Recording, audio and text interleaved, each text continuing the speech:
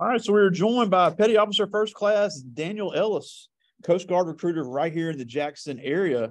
Been with the Coast Guard several years, one of the coolest areas to get into in the military. And I really think the Coast Guard has a lot of things to offer. Some of the other branches don't. They all have their own identity. Thanks for joining us again. We got our college career readiness class here at Velma Jackson High School. I got a room full here with me. We're recording this for our friends at Madison Central, Ridgeland High School, Germantown High School, the Academic Options Center, and our YouTube channel. So thank you so much for taking some time for us again today. And I know you got some really cool stuff to show us about what all the Coast Guard has to offer our young people. No, thank you so much for the invitation. No, I look forward to speaking to your class.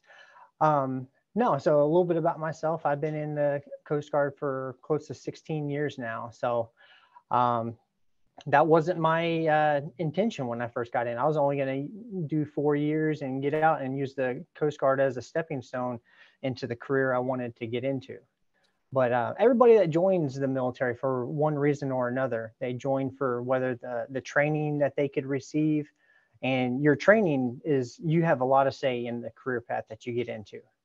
And you do have to take the ASVAB. Our ASVAB score is a 36 for those that have taken the ASVAB. But I do encourage everybody to take it if you have not taken it. I know you can start taking it once you're in your junior year, but just so you know, your score is good for 2 years, and you are not signing up for the military by just taking the ASVAB. Yep. A lot of people take the ASVAB as a practice test for the ACT. So, but I do encourage everybody to take it, just because you're just providing yourself options.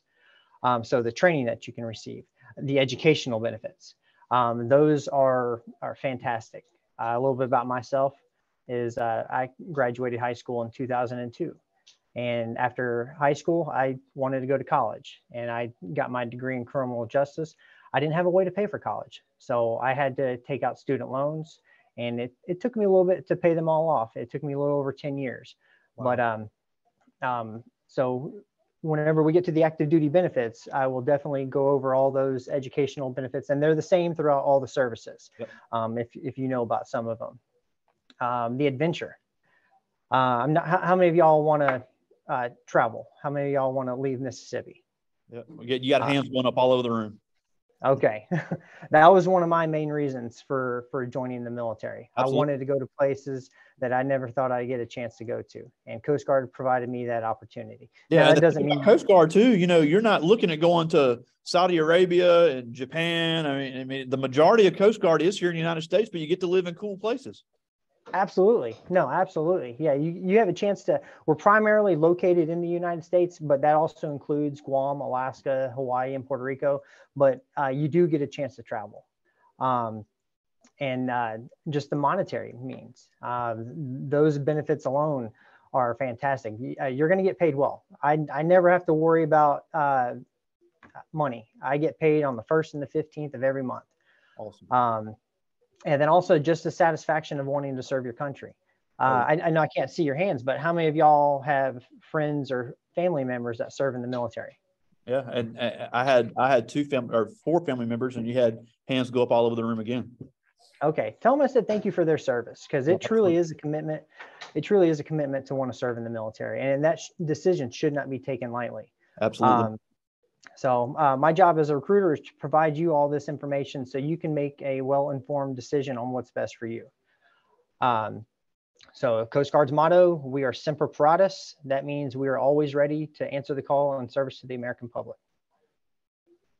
All right, let me see if my mouse is working. All right, so this is a little bit about my Coast Guard background. I mentioned that I was only going to do 4 years and get out.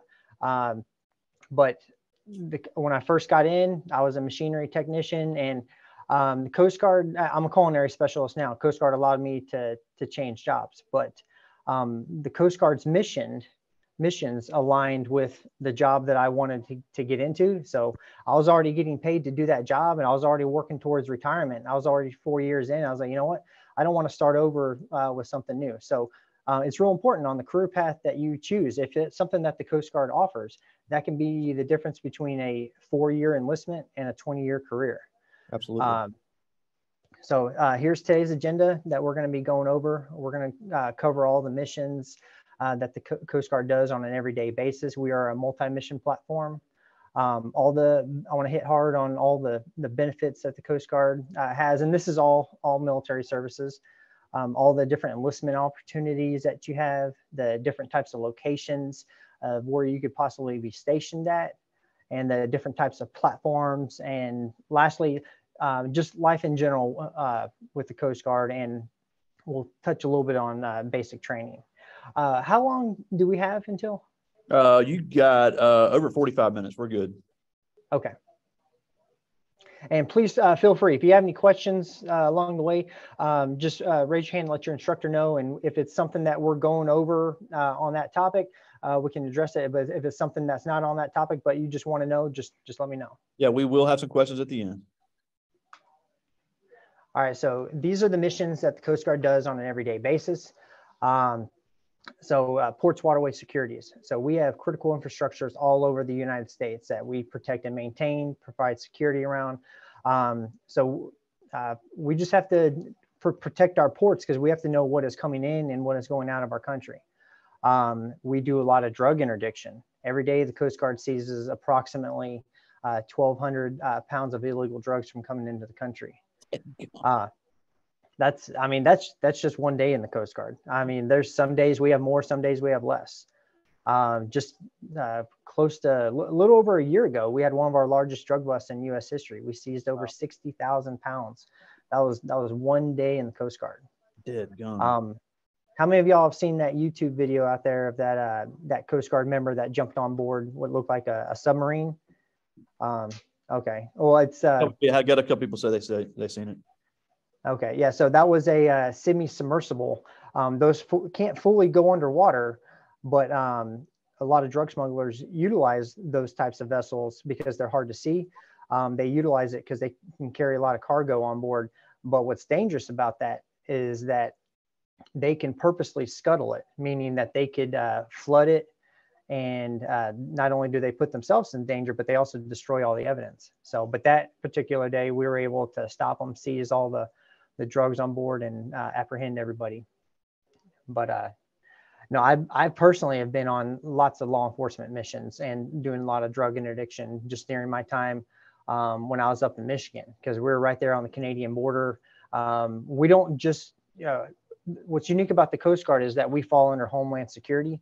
So we are a law enforcement and a humanitarian service branch. So we have a lot of that law enforcement authority that we can do.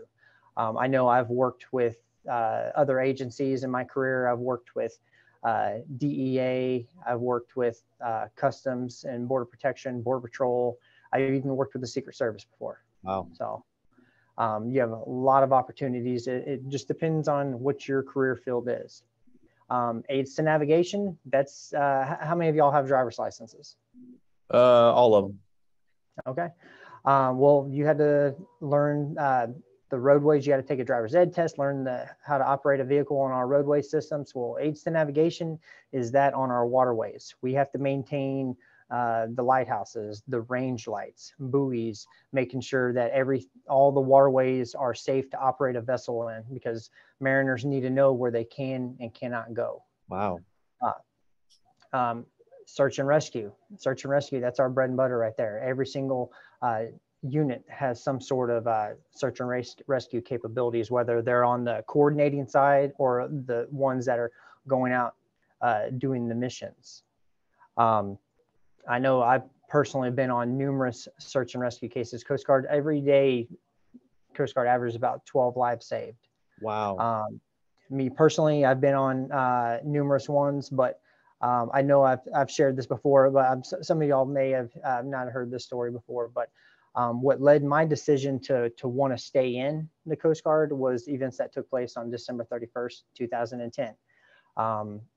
I didn't know that the Coast Guard did ice rescue because during the wintertime up in the Great Lakes, the lakes, they freeze over. So a lot of people for recreation up there, they like to do ice fishing. Well, this one particular night, December 31st, 2010, there was a 8-year-old little girl that had gone out with her uncle. They had gone out ice fishing. They they were supposed to be back at a certain time, and they weren't back yet. The mother had called, and she was in distress, saying that her daughter, they weren't back yet. So we launched our airboat crew to their last known location. Shortly after midnight, we were able to locate them, reuniting that little girl with her mother, bringing in the new year. It was the happiest day in my Coast Guard career. That's incredible. She was 8 years old. And she's 22 years old today. I'm just very thankful that I had a chance to be a part of something that was bigger than myself. And we are truly a life-saving service. That right there was what sealed the deal for me to want to stay in. That's incredible. What a great story. But I've had numerous other ones. That's just the one that just stands out the most. We do living marine resources. So we help protect the marine environment. How many of y'all enjoy eating seafood? Yeah. Well, I mean, we don't want to deplete all of our resources. So that's why we do those missions. We make sure that if people are abiding by the law, that they're properly licensed, and they're catching the appropriate species that they're licensed for. But we also help protect the endangered species as well. Marine safety. We do these inspections on vessels. Marine safety, we're not out there to try to ruin anybody's day. Marine safety and law enforcement, they kind of tie in a little bit. But the reason why we do those vessel inspections is because we want to make sure people are safe out on the water. That way, if they get into trouble, they can handle that situation. Yep. I'll give you an example about that. This past November, there were 3 fishermen that were off the coast of Louisiana. They were very experienced mariners. They would go out fishing quite a bit. But this particular day, they had gone out. It was nice and flat calm. They had taken their boat about 5 miles offshore to go fishing they tied off to an old oil rig. After a few hours, the weather had turned on them, and it caused their boat to capsize. Meaning that their boat flipped over and sank. They were put into the water. You know how long they were in the water for? Yeah, I remember seeing this on the news. It was a while. Yeah, they were in the water for 28 hours. Yeah. That is a long time. I'm a good swimmer, but if you tell me I have to be in the water for 28 hours without a life jacket, that's a tough pill to swallow. Yeah. But thankfully, they had been inspected by the Coast Guard. They had all the necessary life-saving equipment on board. They had some ice chests on board that they made a makeshift life raft, and also they had water inside those ice chests too. They had their life jackets. They were able to make a makeshift life raft to be able to hang on to and stay afloat. Wow. And also we have jobs in the Coast Guard that can be able to coordinate their location. The owner of the vessel, before he lost power of his cell phone, he was able to take a snapshot of his GPS coordinates, and he sent a text message off to his brother. His brother notified the Coast Guard. And the Coast Guard, this is why it's a real important in school to, the reason why we test on the ASVAB is so we can see what career path that you're eligible for. The reason why we test on the math and arithmetic reasoning is important because we were able to calculate how far that they had drifted based on their last known position off their GPS coordinates. Wow. And on the timestamp of the text message. That's so incredible. They had drifted over 10 miles away. So that's a big search area. Wow. But we were able to pinpoint their location to a certain search area. All 3 of them made it home. Wow. That's incredible. So the Coast Guard has the defense readiness. The Coast Guard's been a part of every major U.S. conflict. We always have to maintain that defense readiness. We have specialized units that maintain those qualifications. But in time of conflict, they can't send the whole Coast Guard because that's why we have those specialized units, because we have our other missions that we have to do in service to the American public. We do migrant interdiction. We do marine environmental protection. How many of y'all remember what happened in 2010, specifically on the Gulf Coast? Oh, the hurricane. The BP oil spill. Oh, oil spill, yeah. So that was a major environmental event that happened. It took weeks for that oil well to get plugged. You're talking thousands and thousands of gallons of oil that was spilled into the Gulf. So it took a long time for that cleanup. Coast Guard took point with the cleanup, making sure, testing the waters, making sure it was safe to go back in, and we help relocate sea life to get to safer locations. We also do ice operations. We have bodies of water in the United States where ice freezes over the waterways, and we have to maintain those waterways by breaking them open with icebreakers so that our commercial vessels can get to their destination. It's not just up in the Great Lakes, it's up in the New England area as well. And also we have icebreakers that go all the way down to Antarctica as well. Wow. And so lastly, law enforcement. That's what first led me to the Coast Guard, because I had a criminal justice degree. I wanted to do some sort of law enforcement aspect. I eventually wanted to get into become a game warden, but just because of the nature of what the Coast Guard does, that's what led me to want to stay in. All right, so here are the active duty benefits. Now, I will say that this is a military pay, not a Coast Guard pay. I get paid on the 1st and the 15th of every month. Now, to kind of put that into perspective, starting out, you might be getting roughly about $30,000 a year. Now, that's just your base pay though. You get additional incentives, you get extra allowances. Now, the only thing that is taxed is your base pay. Your housing allowance, your food allowance, those things are non-taxable. Just to kind of put that into perspective, this past year, this is not secret information. You can definitely look up my pay grade. I'm an E6 with 16 years of service. You can definitely see what I get paid. So I feel comfortable sharing it. Last year, my taxable income was $52,000. Now, that's not what I made. I really made $78,000 because those extra allowances that I get are non-taxable, because Wow. they don't want your housing allowance. The reason why you get that, they don't want that coming out of your base pay. And the cost of living all over the United States is different. It's going to be based on wherever you're located at. That's incredible. And that's just something what everybody gets, depending on what other. There's some other factors that go into that. Like if there's housing available, then you wouldn't get it. But majority of our units, we don't have those big military bases. Yeah. So you're more than likely you would be released onto the economy to get that allowance. But depending on the type of unit that you go to, you could receive additional allowances. If you go to a cutter, that's our boats that are 65 feet or greater, you could get sea pay. You could get many others. But also you are fully covered medical and dental. That's not something I thought about when I was in high school or even college. But especially if you want to have kids, that's a huge deal. Oh yeah, full medical. And I've never had to pay one hospital bill, not one doctor's visit, nothing. Wow, that's incredible. I'm covered. You get a life insurance policy up to $500,000, and you also are starting out with a retirement. The retirement benefits alone. They have a new system now where you get to walk away with something, because when y'all graduate, y'all are going to be 17, 18 years old. If you did that for 20 years, you're going to be eligible to retire at 37, 38 years old. You're going to walk away with all the qualifications and certifications that you've acquired from your Coast Guard career to apply that to a different job while collecting a pension.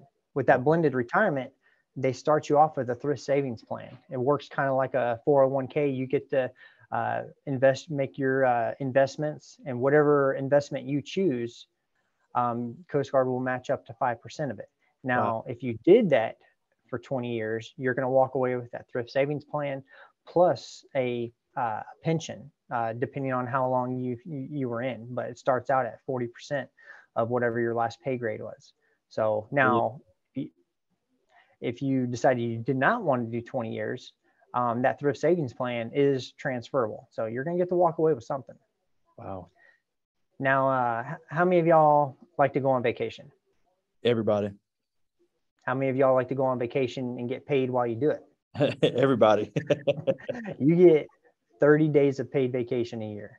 Wow. And that is vacation time. That's not, if you get sick, you get time off for being sick. If when each of my kids were born, I got time off for each of my kids. Just to kind of put that into perspective. I had a conversation with my mom during spring break. She was telling me that she has to work 40 hours a week just to get 1 hour of paid time off. I was like, wow. I was like, I get 2.5 days a month. So you accumulate 30 days a year right now. And you get to carry over too. You get to carry up to 60 days. I have 70 days of vacation on the books right now. Wow, the reason why I have so much time off is because right now my current job, I work Monday through Friday from 8 to 4. I get enough time off. But let's say if I wanted to take an extended vacation, if I wanted to take 30 days, as long as my command approved it, I could take a 30-day vacation and still collect a paycheck on the 1st and the 15th. That's awesome. So I kind of covered training already. That's going to be, you get to choose your career path, but you do have to take the ASVAB. So the ASVAB is very important. You have access to free travel. You know, it is stressful moving. I remember the first time when I moved, you know, I was going into a little unknown area. I was newly married. I had moved before, but never out of the state. But you have help.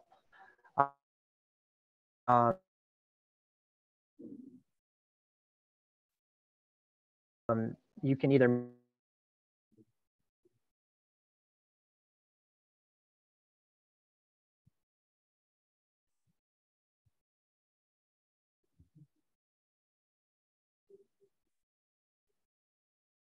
move yourself and you'll get reimbursed those fees for the car.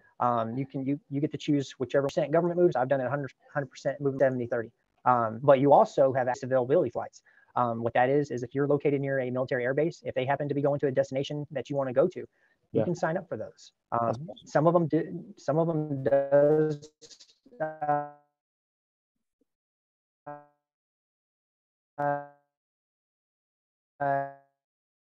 have fees associated depending on where you want to go. But I had a friend, whenever he had time off, once space availability flights, he would fly to and from Hawaii for free. So the GI Bill, this one is huge. How many of y'all know about the GI Bill? Yeah, and we actually were talking post-9/11 GI Bill before you came on.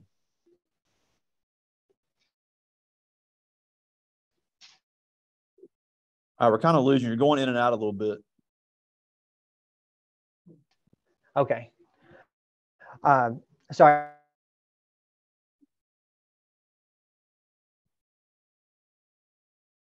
All right, there. Okay. All right, we're back.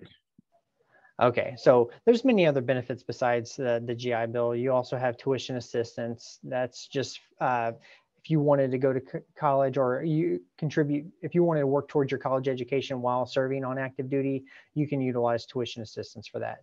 And that resets every year. You get a little over $4,500 every year. Wow. So these are the reserve benefits. You get paid once a month versus the twice a month. You get paid by whenever you're doing your drill. Your drill is in your working status. And when you're in a drilling status, you're covered 100% medical and dental. And when you're not in a drilling status, you can purchase a low-cost plan for medical and dental for $55 a month. So a lot of, I mean, just depend. Reserves is geared towards those that want to go to school full-time, or if you already have a full-time career and you still want to serve in that form. But you have the life insurance policy up to $500,000. You also have the retirement benefits, the same. Now the GI Bill for the reserves is a little bit different. You get $439 a month for up to 36 months after you've completed basic training and the job of your choice. Cool. All right, so that's gonna lead. So if you want to kind of see when I was telling you that story of that little girl I rescued, here's a picture right here of the environment that I was in. Minus, it was in the middle of the night and it was foggy, but that's just some of the equipment that we would wear. Yeah, and just to look at the jobs on there, one thing that I really believe is that right now in certain fields, especially these technology fields, I think a lot of these tech companies and tech fields are looking more for people with military experience, even more so than they are with people that do the traditional college route. And I believe that's the case because military is going to use state-of-the-art technology. And the universities, not the universities are bad, but they're not going to have the same access to this technology that the military has. So a lot of these companies would really prefer, in some cases, to have somebody that's worked with state-of-the-art technology for 4 years, 6 years, whatever. And they're going to say, look, this person has the certifications, they have the experience, we're going to hire them. Absolutely. Yeah. I mean, if you have two people that are applying, because you're going to have veterans preference whenever you walk away from the military. If you have two people applying for the job, they have the same qualifications, but if one has veterans preference on their resume, I mean, that's they're the ones that are going to get hired. But yeah, we have a lot of different career fields that you can get into, and all of them, they have their baseline qualifications, and then there's advanced qualifications that you can acquire and certifications. Like, for example, I know like the electronics technician, they can work on their qualifications on being a lineman. Some of the machinery technicians, they're going to be working with different types of machinery equipment, hydraulics. They can get HVAC certifications that you can get those certifications in the Coast Guard, and they get to go with you whenever your military service Absolutely. is done. I have anybody interested in being a welder? Yeah, we have one who's really interested in welding, and I know that is a huge in Mississippi right now. I know you're familiar with Ingalls down in Pascagoula. They're always looking for welders that can build their ship. Absolutely. Absolutely. You can acquire those certifications. That's going to be our damage control controlman rate. A lot of people that get into that field, they do welding, they do pipe fitting, they do plumbing, carpentry, because we only have approximately 42,000 active duty members. So we wear a lot of hats in the Coast Guard. But I have a friend that's a damage controlman, and he's been doing that for about 10 years now, and he's working on his certifications to get his master plumber's license. Wow. So you can definitely work towards those certifications while you're in. So yeah, I think that's important that the trade, people interested in the trades, the military can teach you the trades as well. Mm-hmm. Yeah, we have the medical field. We have the I've had some students that were interested in marine biology. So we have the marine science technicians. They deal a lot with like environmental protection and so forth. Yeah. So anybody is interested in like the IT world, we have jobs that deal with that too. All right. So let's talk about location. Where you can, so I kind of covered a little bit, but just so you can see it, this is a picture of our Coast Guard, of the different Coast Guard districts, Maine all the way to Alaska and the coastline between. That's where we're going to have, that's where the Coast Guard's going to be located at, but also any body of water that covers 2 or more states, that makes it federal. So the Coast Guard's going to have a presence there, but just so you can see the different areas where you could possibly be stationed at. All right, now these are the different platforms that we have. So this boat right here, you mentioned Ingalls shipyard. These are the boats that they're building right now. Yeah. Those national security cutters. But now what you don't see on this picture is all the land units. The majority of our units are land-based.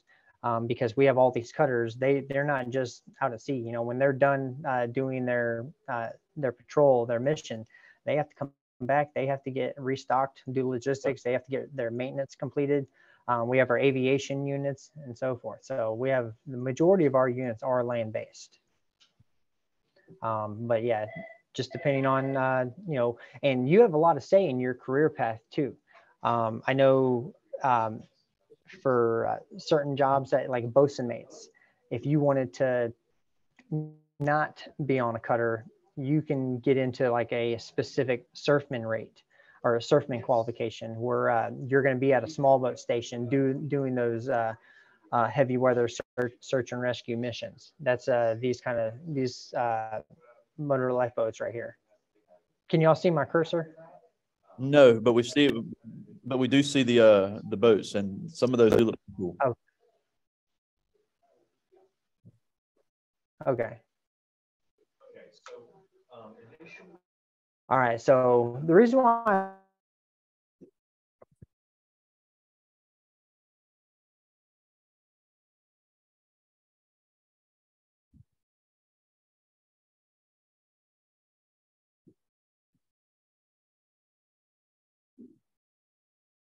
I put this picture up here. Find your.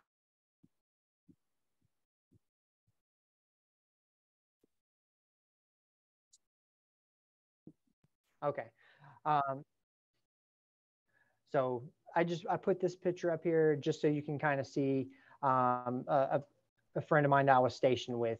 You know, we shared a lot of memories together just from the different missions that we were on, and we actually met up years later. Wow. He had acquired his captain's license from the Coast Guard. We mentioned some of the certifications that you can get. He was a bosun mate. He acquired his captain's license, and now he lives in Ocean City, Maryland. That's where we were at. That's the lady in the green shirt. That's my wife, and my kids. But we met up. He charters a boat, you know, down in Ocean City, Maryland now. So when you're off watch, you get to do your own, you know, you get to pursue your own hobbies, passions, relationships. You know, you're not doing this 24/7, 7 days a week. But all right. So lastly, we got boot camp.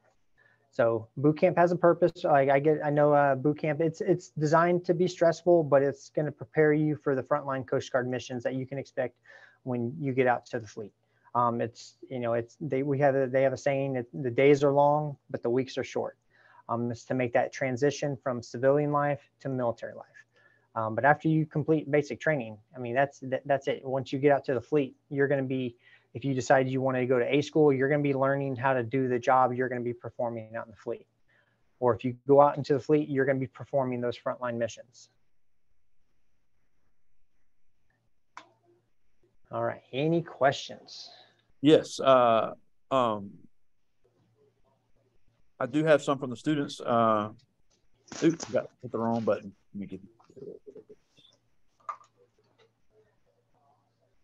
All right. So, and these are all juniors. But this is Carl Wilson, and he asked, "What made you choose the Coast Guard over the other branches?" I'm glad you asked that. Thank you. You know, myself growing up in Texas, I would go down to the coast all the time as a kid. I would always see Coast Guard out there on the water. I knew that they had a presence down there because they were doing those search and rescue missions. But what sealed the deal for me to join the Coast Guard was the events that took place on 9/11. Wow. I was a senior in high school during 9/11, and seeing the aftermath after the towers had collapsed. There was one of Coast Guard boat that was out patrolling in New York Harbor. It was a 110-foot cutter. They orchestrated the largest evacuation in U.S. history because there were a lot of people that were stranded in Battery Park. That's right outside of Manhattan.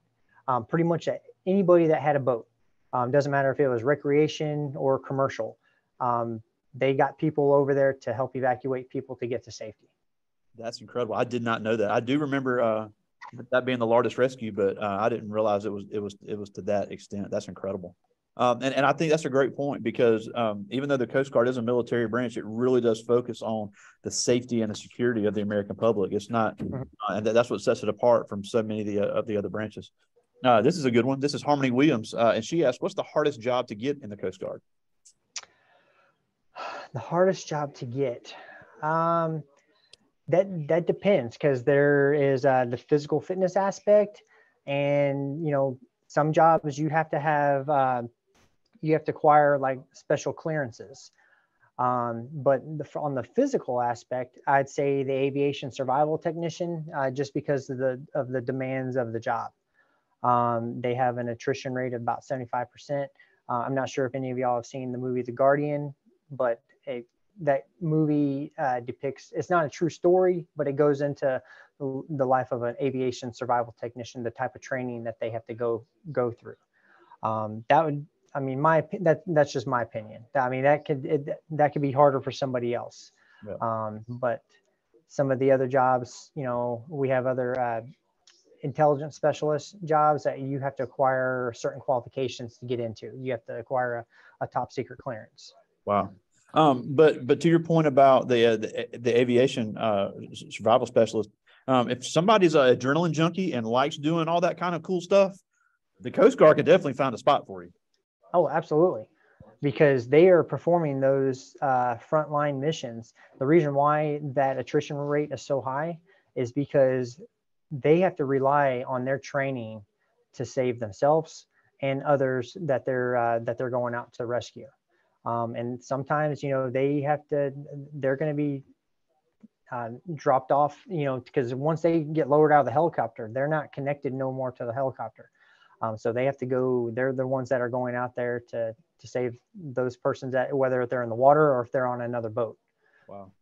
So yeah, I mean, if you want to jump out of the helicopters and the airplanes and kick down doors and get to go busting up and saving people and all crazy stuff, the Coast Guard could definitely be your jam. I think, we have some kids that would enjoy that. So I think it's worth you too. I mean, another tough one is our Maritime Security Response Team. That's a specialized unit. If you got into the Maritime Enforcement Specialist, you don't just go to that unit. You have to acquire specific qualifications to get. That's going to be kind of like our special forces. You have to acquire those certain qualifications to go to those units. Awesome. Now, this is a good question, and you did talk briefly about the basic training. This is Noah Thompson, and he asked, how would somebody physically prepare for basic training? I would work with you. You'd be working with your recruiter. I would not sign off on you going to basic training until I knew that you could meet the physical fitness expectations. Now, you'd be working with, the reason why it's important that you pass it before going to basic training, because we're going to be working in a non-stressful environment, because when you get to basic training, it's going to be stressful. So that's why it's important that you pass it before you go. But it's more mentally challenging than physically, my personal opinion, because if you can meet the physical fitness expectations, then you shouldn't have a problem when you get to basic training. And you're going to be doing that your first week there. So if you knock it out that Friday after you arrive on Tuesday, then you don't have to worry about the physical fitness test. There's going to be other things you have to accomplish, but that's just one less thing that you have to worry about. Yeah, and I think, and I'm obviously speaking from a civilian standpoint, but from what I've heard and what I've seen and read, when it comes to basic training, these branches, they want you to succeed. So they aren't bringing you there to make you wash out. They aren't bringing you there to make you quit. They're bringing you there to bring you up to their standards, and their goal is to turn you into a active member or a reserve member of the Coast Guard. Absolutely. No, that's 100% true.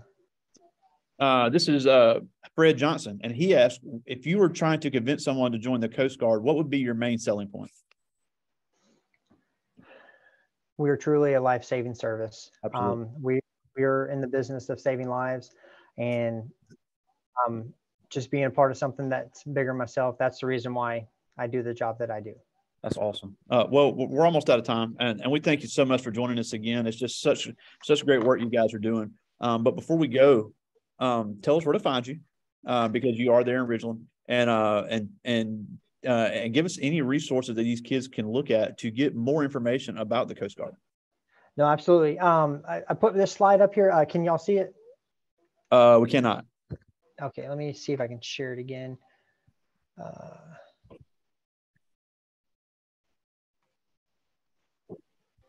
Okay, see if this pops back up. All right, so yeah, this is my contact information. My cell is 601-574-1151. And yeah, we are located in Ridgeland, Mississippi. So our address is 1230 East County Line Road. Right over there by North Park. Yep, right in front of the mall. And now we are set apart. We're kind of in between the National Guard office and the Armed Forces Center. So, but we are right there off of County Line Road in front of the mall. Did my contact information? Your slide has not come up yet. Okay. There it is. Got it. And you can follow us on Instagram and Facebook. Go Coast Guard Jackson. Well, we appreciate you. We appreciate you joining us today. We're sorry we had the technical difficulties. And again, thank you so much for adjusting your schedule from our previous date. But it's just always such a pleasure to have you and all the great work you guys are doing there in the Coast Guard. And we really hope our young people will at least consider and come by and see you and see what all you guys have to offer. So again, Petty Officer First Class. Did I get it right? Yes, that is correct. Petty Officer First Class Daniel Ellis, United States Coast Guard, right here in Ridgeland, Mississippi. Thank you so much for joining us today. Thank you. It was a pleasure. Y'all have a great rest of your day. All right. See you soon, buddy.